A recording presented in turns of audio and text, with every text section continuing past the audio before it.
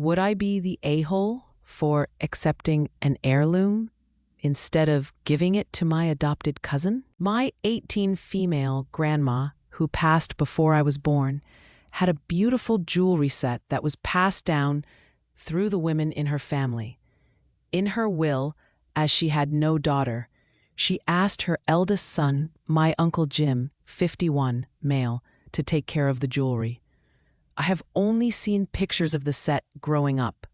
Uncle Jim has been married for 8 years to Uncle Bob, 45, male.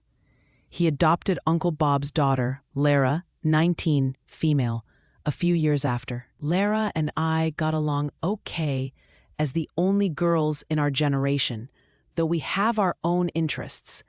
Uncle Jim was recently diagnosed with cancer and started putting together his will. A week before, my family heard that Uncle Jim had a fight with Uncle Bob and went to stay with his friend. And last we knew, he took a spontaneous vacation overseas.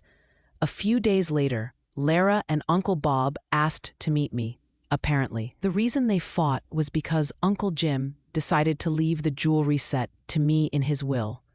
He argued with Uncle Bob that my grandma would have wanted me, her biological grandchild, to have the jewelry. Uncle Bob and Lara argued that since he adopted Lara, Lara is now the oldest girl in this generation and deserves the jewelry set. Uncle Jim stood his ground, they fought, and he left. They asked me to convince Uncle Jim to give Lara the jewelry set, saying it would be the right thing to do. I, however, felt that if Uncle Jim believed the jewelry should belong to me, who am I to question his decision? I told Lara and Uncle Bob that I would do as Uncle Jim wanted me to. They called me a greedy a-hole. Would I be the a-hole for accepting the jewelry set? Had fun with this Redomation story? Hit the like button and subscribe for more.